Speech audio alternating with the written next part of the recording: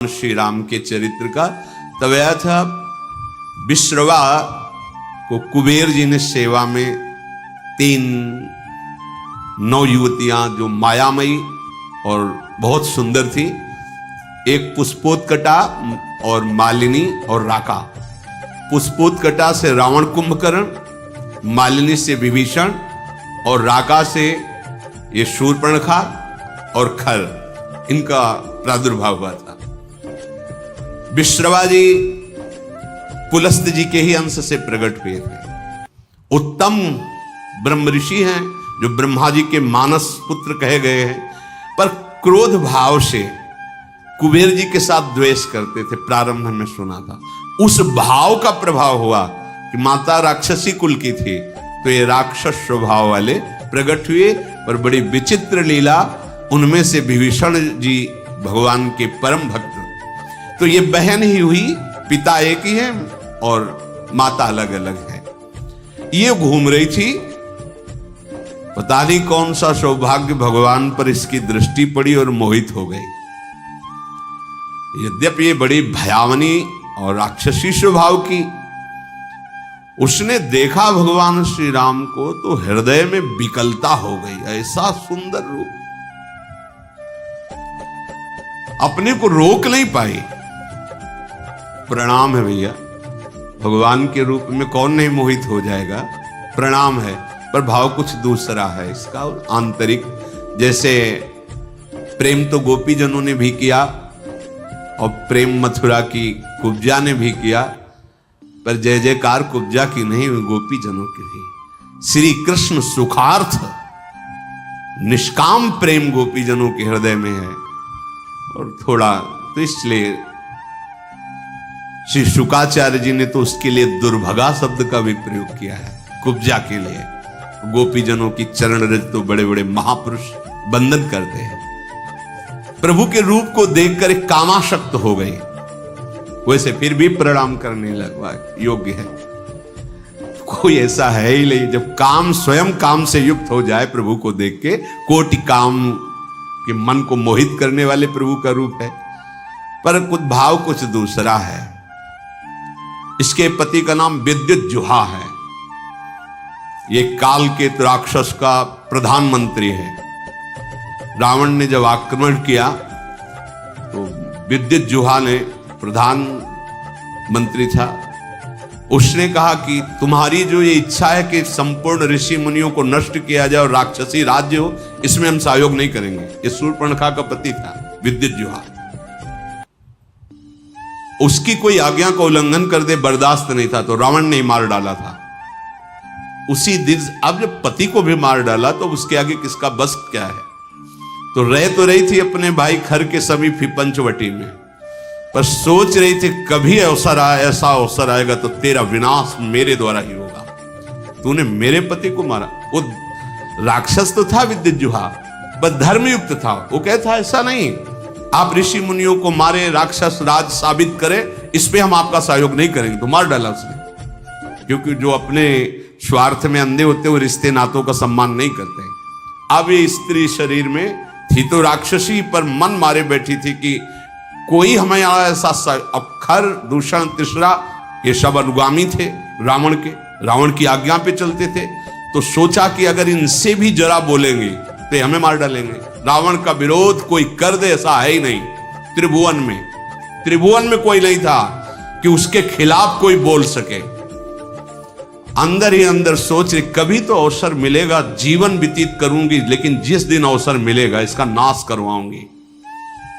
आज अजान बाहु भगवान को देखकर उसको और सुना था कि इन्होंने ही सुबाहु आदि काम, मारीच को एक बाण मारा था तो बिना फण का 400 कोस दूर गिरा था, 100 योजन दूर गिरा था।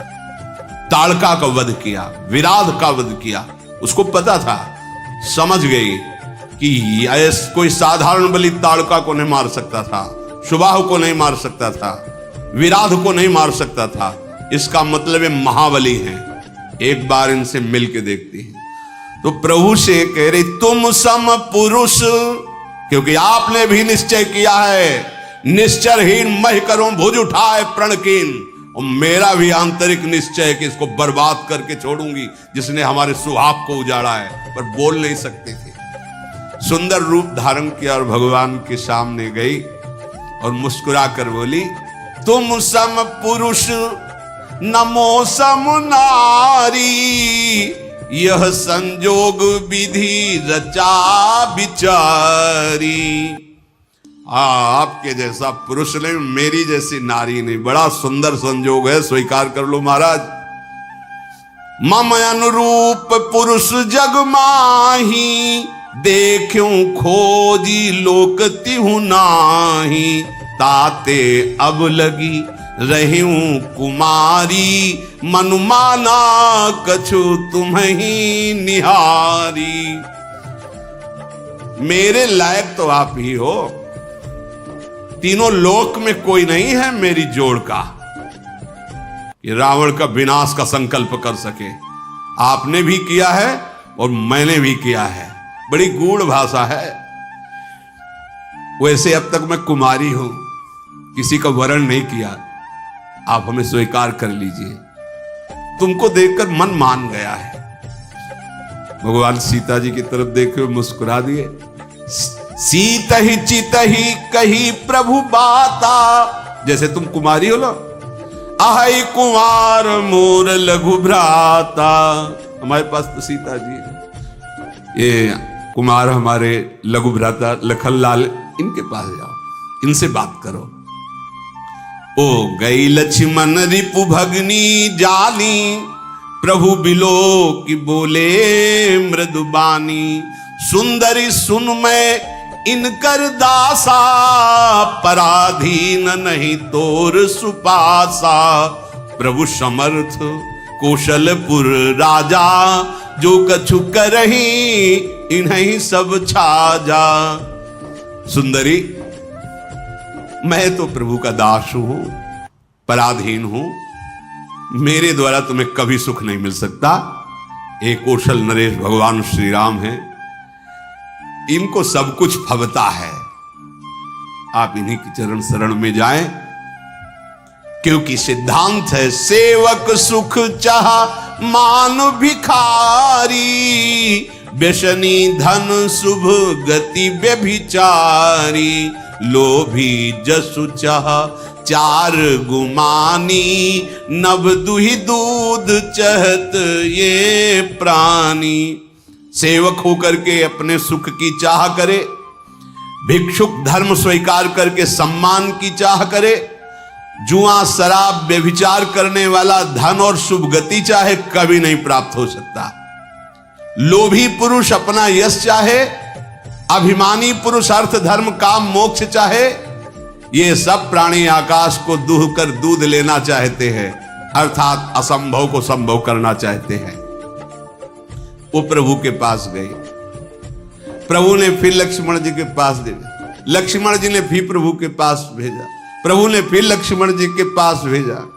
लक्ष्मण जी ने कहा कि तुमको वही भरेगा जिसके एक इतनी भी लज्जा नहीं होगी। लक्ष्मण जी ने कहा, लक्ष्मण कहा तोई सो बरई, जो तृण तोरी लाज परिहरई। जिसने तृण तोड़ कर लाज का त्याग कर दिया, तेरी जैसे को वही वरण करेगा। अब तो सुंदर रूप त्याग कर आ गई शूर्पणखा के रूप में, भयानक रूप। तब खिसियानी राम पही गई, रूप भयंकर प्रगटत भई। सीत ही सभय देखी रघुराई, कहा अनुज सन शयन बुझाई। सीता जी को भयभीत देखकर भगवान ने पीछे किया सीता जी को, लक्ष्मण से कहा हिसाब कर दो इसका, नाक कान काट लिए। लक्ष्मण तिलाघों सो नाक कान बिन कीन, ताके कर रावण को मनो चुनौती दिन। नाक कान काट के मानो निशाचर राज रावण को चुनौती भेजी हो। लक्ष्मण जी ने शूर्पणखा को नाक कान रहित कर दिया। अब तो जब नाक कान कटा तो ऐसा लग रहा था जैसे गेरू के पहाड़ से पानी का धारा गिर रहा हो, ऐसे खून बहने लगा। नाक कान बिनु भई बिकरारा, जनु स्रव सैल गेरू के धारा। खर दूषण पही गई बिल पाता, धिग धिग तव पौरुष बल भ्राता। नाक का वैसे विकराल थी, जब नाक कान कटा तो लाल लाल खून बह रहा हो।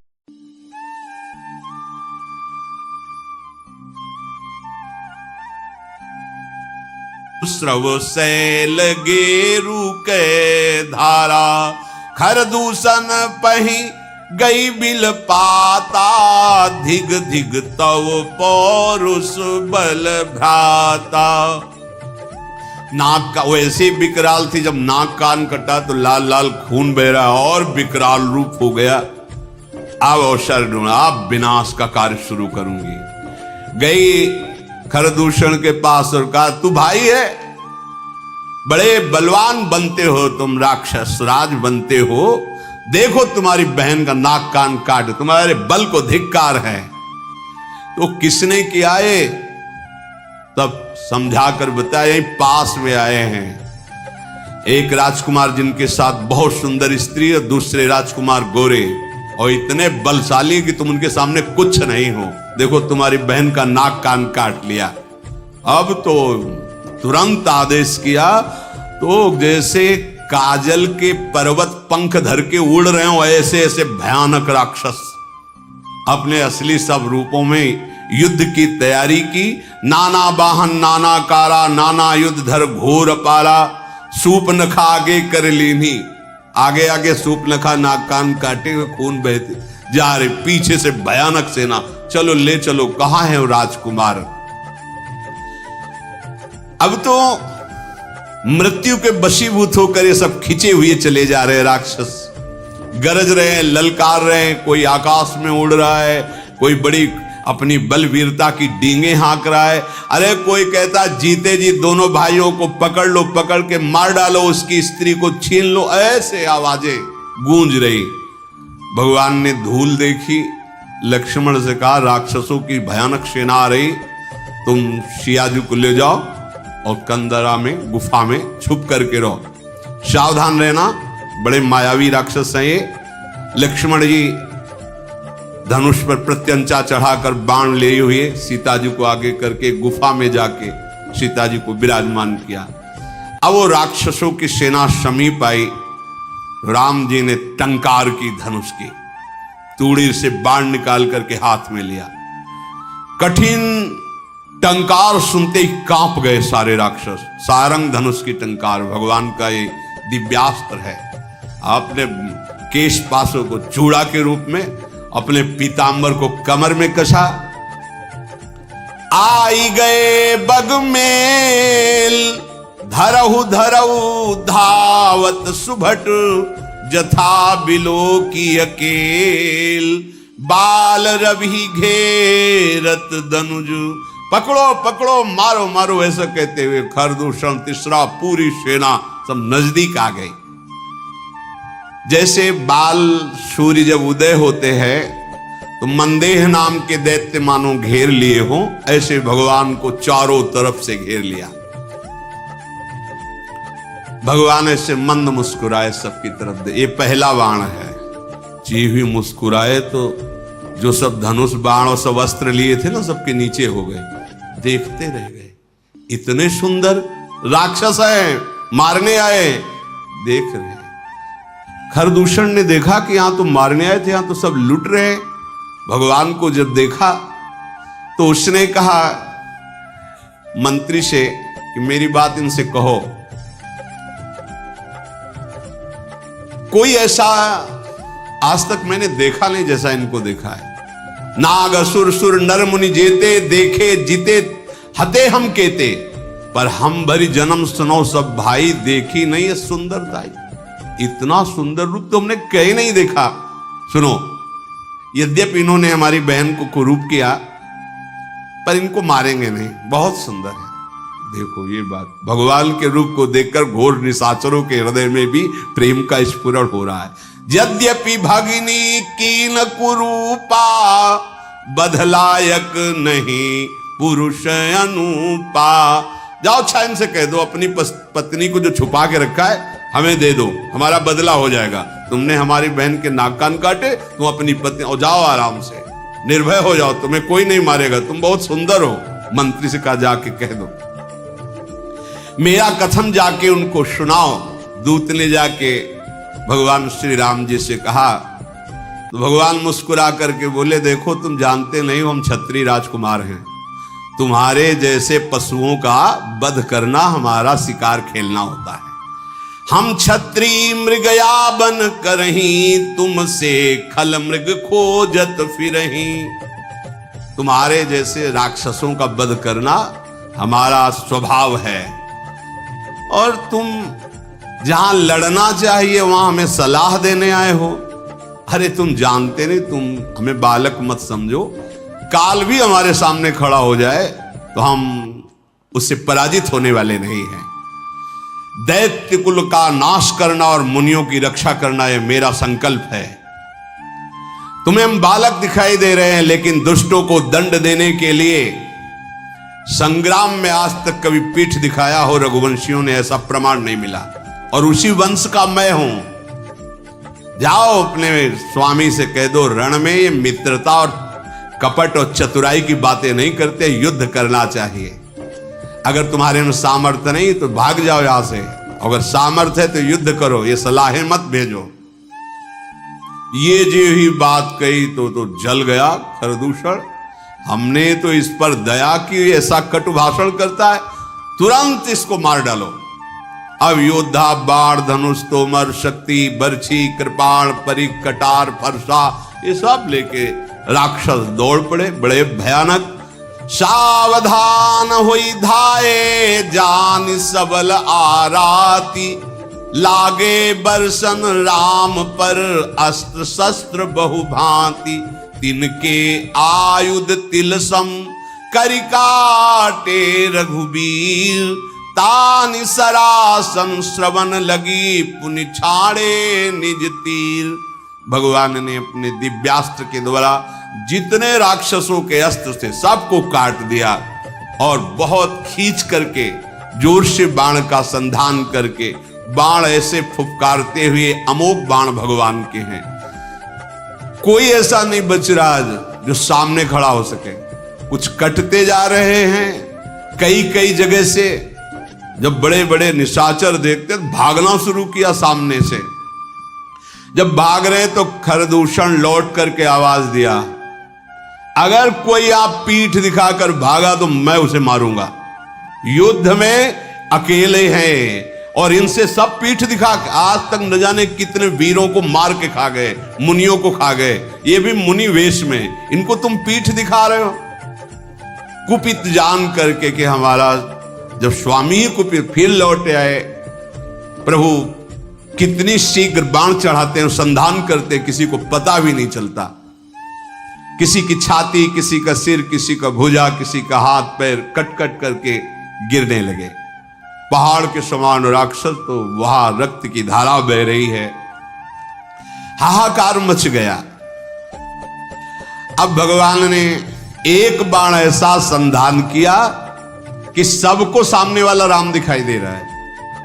वो पूरी भीड़ में राक्षसों की एक बाण सम्मोहन ऐसा कि सामने वाला राम, वो उसको काट रहा, उसको वो राम दिखाई दे रहे, वो उसको आप सही में राम राम कही तनु तजहि पावहि पद निर्वाण, करि उपाय रिपु मारे छन मह कृपा निधान। ये राम, वो ये राम, और कहा जा रहे सब भगवान के धाम पहुंच रहे हैं, क्योंकि अंतिम में राम दर्शन और मुख से नाम, यही बड़े बड़े ऋषि जन मांगते हैं, जो ऋषियों को भी नहीं मिलता। वो घोर राक्षसों को भगवान जब अवतार लेते हैं तब वो लाभ प्राप्त हो जाता है। हर्षित बरसई सुमन सुर बाजहि गगन निशान, स्तुति करि करि सब चले शोभित विविध विमान। देवता कर पुष्पों की वर्षा करते हैं। रघुनाथ जी ने इन पर विजय प्राप्त की। लक्ष्मण जी सीता जी को लेके आए, प्रसन्नता हुई। सीता जी श्री राम जी के उस रूप को देख रहे हैं, भ्रकुटी चढ़ी हुई, धनुष पर बाण संधान करते हुए जैसे वैसे ही जब स्वरूप को देखा, नेत्र अघा नहीं रहे से अपने प्रीतम के रूप को देखकर। भगवान पंचवटी में विराजमान हैं, मुनिजन आकर बैठते हैं, भगवत चर्चा होती है। आगे आगे तो चली थी सूर्पनखा, जब भगवान के सामने आई तो सबसे पीछे पहुंच गई थी। जब सब सुहा हो गए, देखा इधर का काम पेट। अब वो वहां से गई लंका में, और सभा में जाकर के हाथ पटक पटक के जमीन पे, छाती पे, माथे पे रोने लगी। रावण ने देखा, उसने क्या बात है, तेरी दशा ऐसी किसने की? बोले मदिरा पीता है।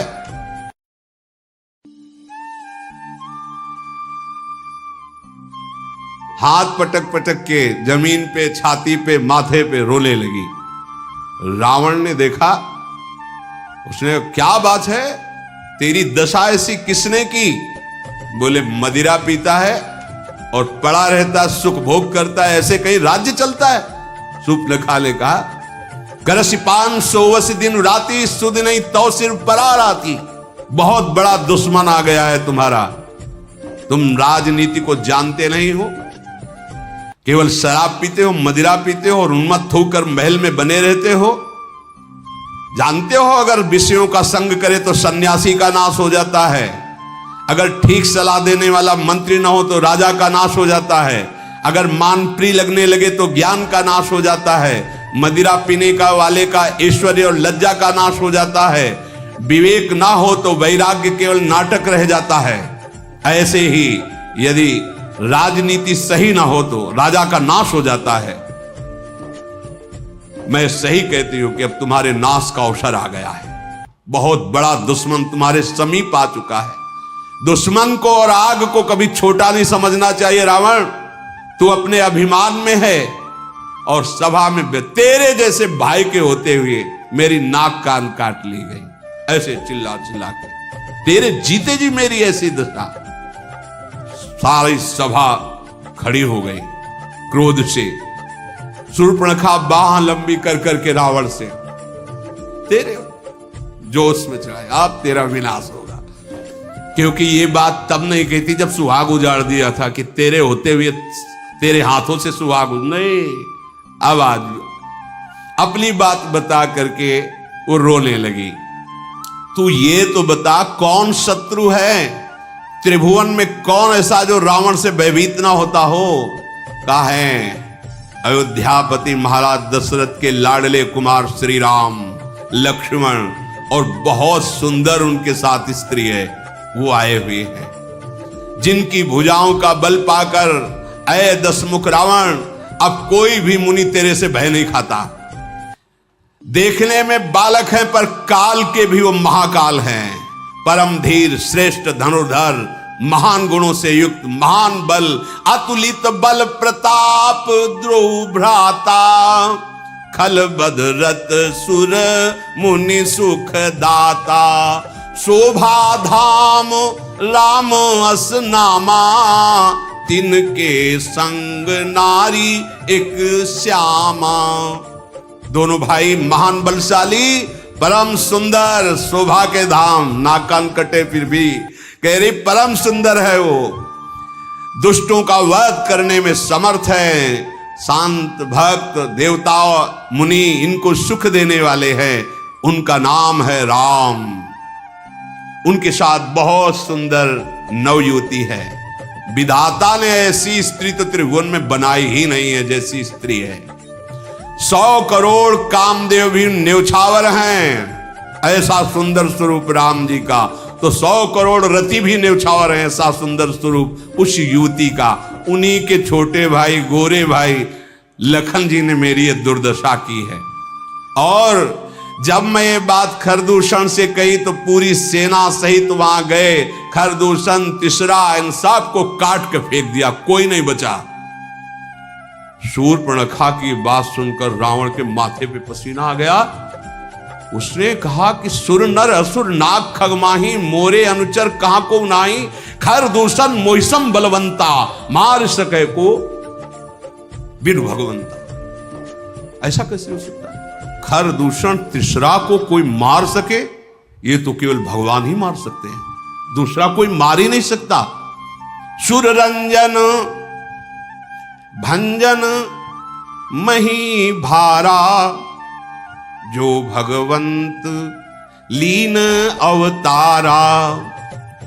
ये कोई साधारण ज्ञानी भी नहीं है, भगवान शिव का ये महान अनन्य भक्त है। अब स्वभाव में राक्षसी प्रवृत्ति है।